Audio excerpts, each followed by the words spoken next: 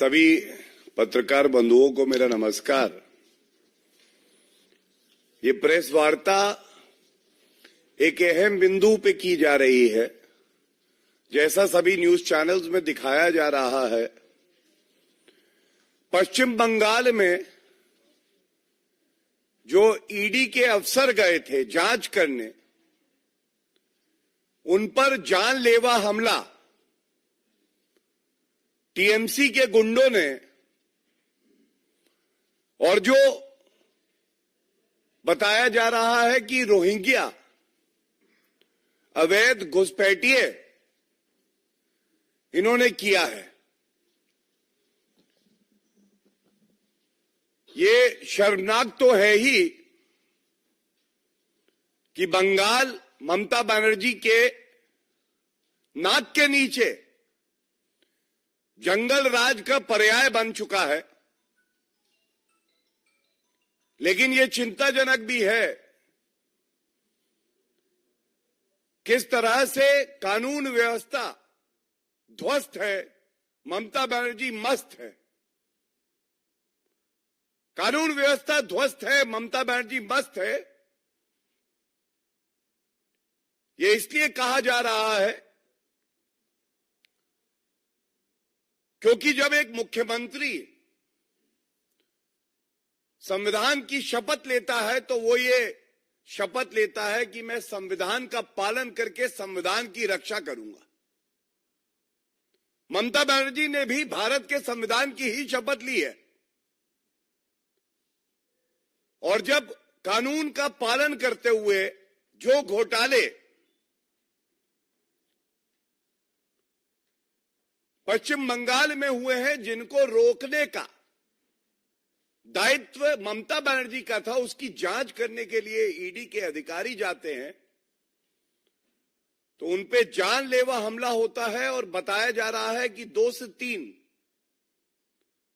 ED के अधिकारी हैं जो चोटिल हैं, जिनको गंभीर चोटें लगी हैं और अस्पताल गए।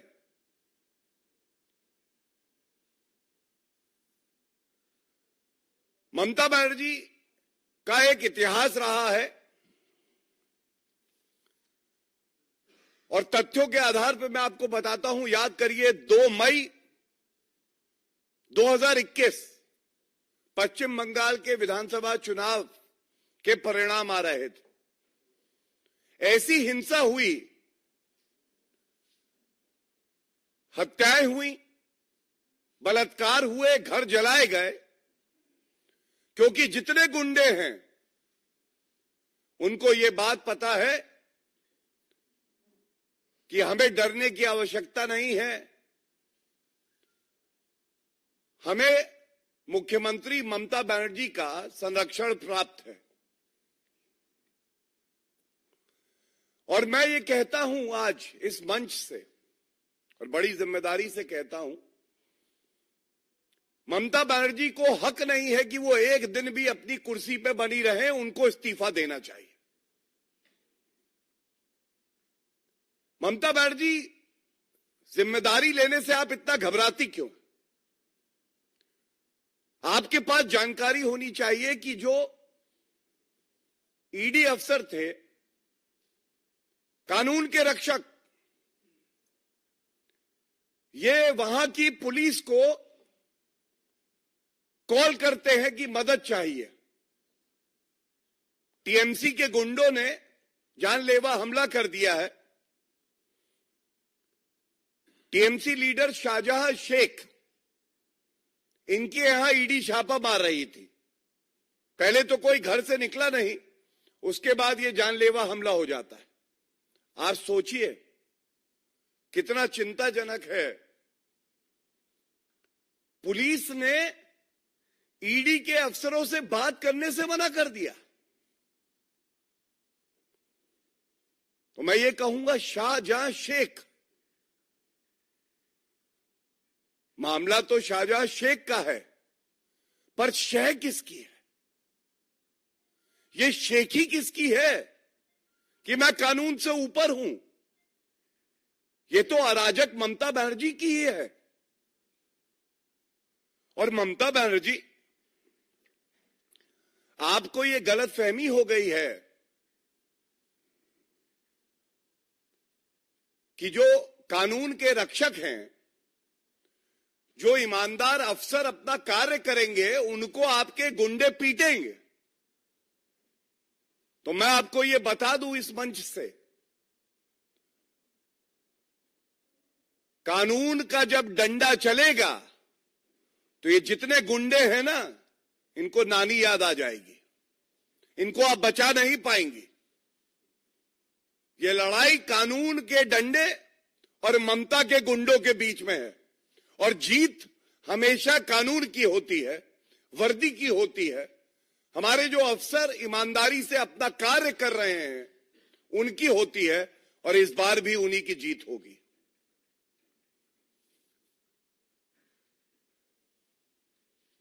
ये आश्वासन इसलिए देना भी बड़ा आवश्यक है। मैंने आपको एक उदाहरण दिया, मैं एक और उदाहरण देता हूं। ये जो मैं आपको तस्वीर दिखाऊंगा, ये न्यूज जब सुप्रीम कोर्ट में मामला चल रहा था पश्चिम बंगाल के पंचायत चुनाव का, तो सुप्रीम कोर्ट ने क्या कहा था? Democracy not working at panchayat level in Bengal. और ये आज के लिए भी बिल्कुल प्रासंगिक है। लोकतंत्र पश्चिम बंगाल में खत्म हो गया है। जब संविधान और वर्दी का रसूख ना रहे, जब मुख्यमंत्री कानून के साथ ना खड़ा हो बल्कि गुंडों के साथ खड़ा हो जाए, तो यह कहना गलत नहीं होगा कि ममता बनर्जी के मन में आज केवल सत्ता का सुख भोगना है। और मैं जब बात करता हूं अफसरों की, ईमानदार अफसरों की, मैं एक बात और बता दूं, पश्चिम बंगाल की जनता भी आज कह रही है कि ममता बनर्जी ना हो गई, अराजकता की मूर्ति हो गई। न्याय की मूर्ति सुना होगा आपने, न्यायालय में होती। आज ममता बनर्जी जो है अराजकता की मूर्ति हो गई। जनता को डराया जाता है। इससे पहले जब सीबीआई के अफसर पश्चिम बंगाल गए थे जांच करने, तो उनको बंद कर दिया गया था कमरे में पश्चिम बंगाल की पुलिस द्वारा। पहली बार ऐसा हुआ कि लोकतंत्र में वर्दी धरने पे बैठी थी ममता बनर्जी के साथ। और मैं इतना ही कहूंगा कि जब जनता की ही हत्या की जाए क्योंकि उन्होंने अपना लोकतांत्रिक जो अधिकार है उसका इस्तेमाल किया है, और उनको टारगेट किया जाए कि आपने हमारे लिए वोट क्यों नहीं किया, ये बिल्कुल स्पष्ट कर देता है कि आज ममता बनर्जी जंगल राज का पर्याय है। और जैसा मैंने कहा, पुनः दोहराते हुए, ये जो लड़ाई है ये कानूनी डंडे और ममता बनर्जी के गुंडों के बीच में है, और जीत कानून की होगी। एक और बहुत ही अहम बात आपके बीच में मैं रखता हूं, इसका एक और पहलू है। केंद्र में ईमानदार सरकार है, जांच एजेंसियां अपना कार्य कर रही हैं। जो भ्रष्टाचारी जनता का धन लूट के बैठे थे, जिनको लगता था हम कानून से ऊपर हैं, आप उनके कृत्य देखिए। हमने प्रेस वार्ता कल और परसों करी और मुद्दा उठाया, ईडी के समन आए। अरविंद केजरीवाल ने ईडी से हुक्म किया, अपना समन वापस लो, मैं आदेश देता हूं। भ्रष्टाचारी नंबर 1, कट्टर बेईमान अरविंद केजरीवाल ईडी को आदेश देते हैं। अब जरा देखिए झारखंड में हेमंत सोरेन 7 समन गए, 7। हेमंत सोरेन ने कहा मेरा तो भ्रष्टाचारियों के साथ साथ है, आप 7 दो, 6 दो, 5 दो, मैं नहीं आ रहा हूं। ये क्या है? ये भी इंडी अलायंस घमंडिया गुट के एक घटक दल है। उसके बाद विचित्र बात है, ऐसा लगा कि भ्रष्टाचार का गोंद इन्हें जोड़े है। बिहार में तेजस्वी यादव को समन आया, उन्होंने भी कहा अनदेखी कर दी। और इन सबके ऊपर खेला हो बे, मैं आई हूं तो मैं तो गुंडागर्दी करूंगी, ये कानून क्या होता है, संविधान क्या होता है। ममता बनर्जी उन्होंने आज एक नया खेला हो बे मॉडल दिया है। उन्होंने दिखाया कि मेरे पास, मेरे प्रदेश के अंदर अगर कोई ईडी का अफसर घुस भी जाएगा ना, तो मेरे गुंडे हैं, मैं उनको भेजूंगी। पुलिस को कहूंगी कि जो ईडी के अफसर हैं, जिनकी जान पर बनाई है, उनकी मदद ना करना, टीएमसी के गुंडों के साथ खड़े हो जाना। ये एक खेला होबे मॉडल भी आ गया है।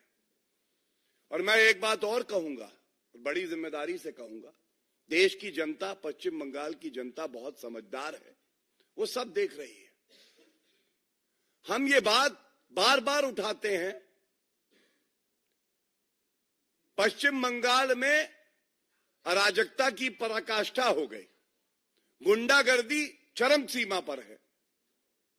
आप सोचिए, जो इंडी अलायंस के घटक दल एक साथ आने की बात करते हैं, जब अति हो जाती है तो वो क्या कहते हैं, मैं पढ़ देता हूं। अधीर रंजन चौधरी, ये तो वरिष्ठ नेता हैं, पश्चिम बंगाल से आते हैं कांग्रेस पार्टी के। इन्होंने आज कहा है, सत्तारूढ़ पार्टी के गुंडों ने ईडी अधिकारियों पर जो हमले किए, इससे यह स्पष्ट होता है कि राज्य में कानून व्यवस्था का हाल बुरा होता जा रहा है। आज वे घायल हुए हैं, कल उनकी हत्या भी हो सकती है। इस बात पे ध्यान दीजिएगा। मुख्य मुद्दा मैंने आपके समक्ष पे रखा। भारतीय जनता पार्टी में इतना दमखम है कि हम पश्चिम बंगाल की जनता की लड़ाई, ईमानदार अफसरों की लड़ाई पुरजोर तरीके से लड़ेंगे। लेकिन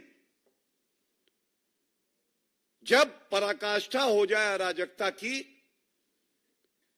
तो घमंडिया के घटक दल क्या कह रहे हैं, यह अति आवश्यक है। यह अराजकता, यह गुंडागर्दी इस घिनौने रूप में सामने आई है कि कांग्रेस पार्टी के नेता, जो लीडर हैं संसद में, वो स्वयं कह रहे हैं कि आज तो घायल हुए हैं, आगे तो हत्या भी हो सकती है, क्योंकि कानून व्यवस्था का हाल बुरा होता जा रहा है।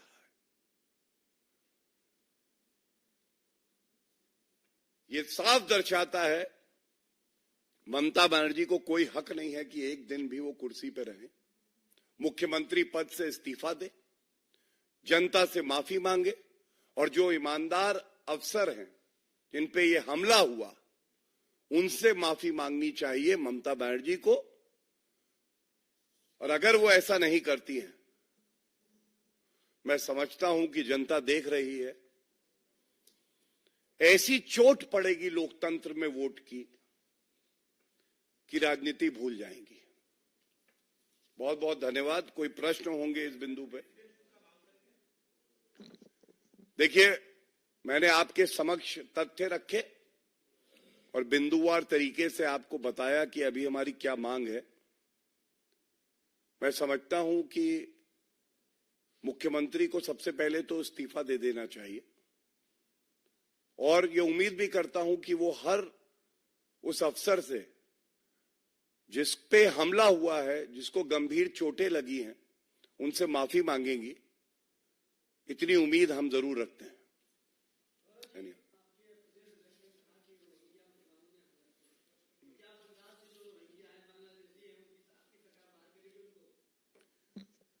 देखिए, भारतीय जनता पार्टी ने हमेशा एक बात बिल्कुल स्पष्ट कही है, भारत भारतीयों के लिए।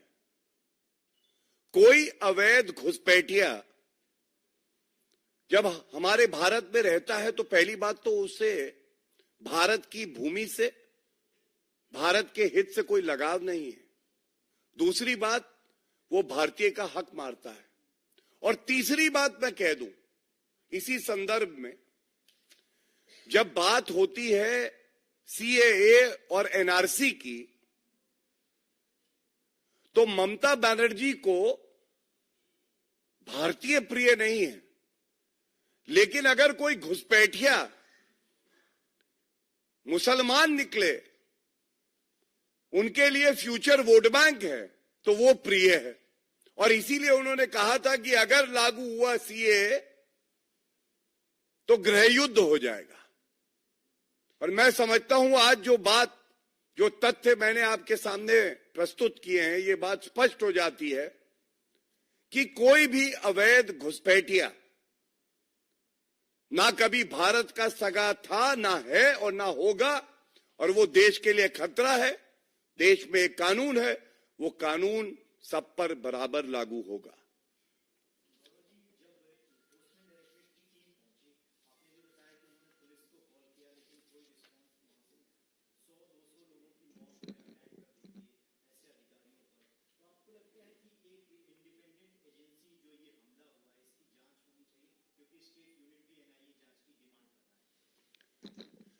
देखिए, बिल्कुल वाजिब बात आपने कही कि जांच भी होनी चाहिए और वो जांच निष्पक्ष हो, ये भी हमें सुनिश्चित करना है। और जैसा भारतीय जनता पार्टी की प्रदेश इकाई ने भी एक मांग उठाई है, वो मांग वाजिब है। तमाम दरवाजे खुले हुए हैं, लेकिन ममता बनर्जी को ये बात पता होनी चाहिए कि सच सामने आएगा और जो भी आरोपी है किसी को बख्शा नहीं जाएगा।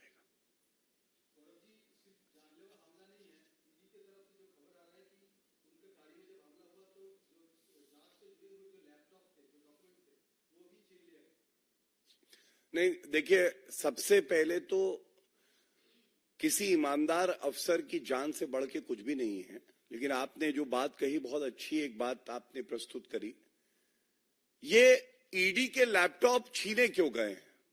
छीने इसलिए गए हैं कि जो साक्ष्य इकट्ठे हुए, जो विटनेसेस हैं, उनके स्टेटमेंट्स हैं, एविडेंस है, कहीं इससे ममता बनर्जी की जो भ्रष्टाचारी नीतियां हैं, जो उनके नेता घोटाले करते हैं, उसका सच ना उजागर हो जाए, तभी ऐसा होता है।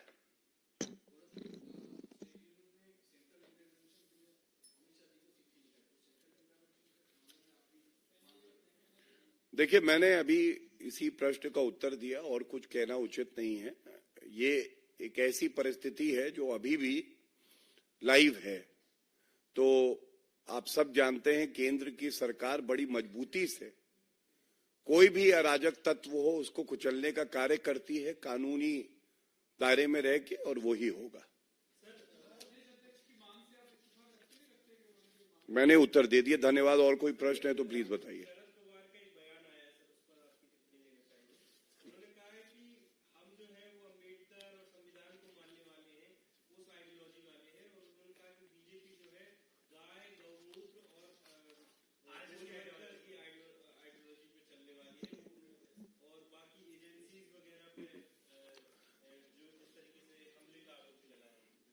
देखिए, बहुत ही वरिष्ठ नेता हैं, लेकिन इतना जरूर कहूंगा, थोड़ा संविधान पढ़ें।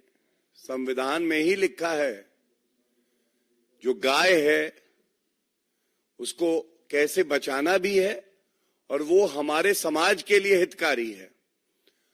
और ये बात जरूर कहूंगा कि अब तो लोकसभा के चुनाव आ ही गए हैं, जल्द ही पता चल जाएगा।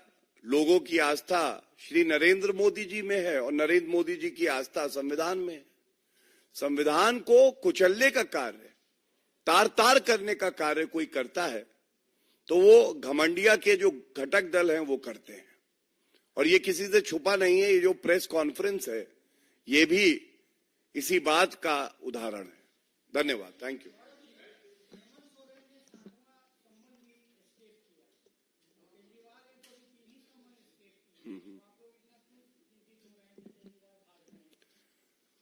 नहीं, हम लोग तो समाज के रक्षक हैं, संविधान में विश्वास करते हैं, लेकिन ये हमारा मानना है कि मीडिया भी इससे चिंतित है। चिंतित इसलिए है कि चौथा स्तंभ आप हैं, और अगर आपको इस बात की चिंता नहीं है तो ये चिंताजनक है। धन्यवाद।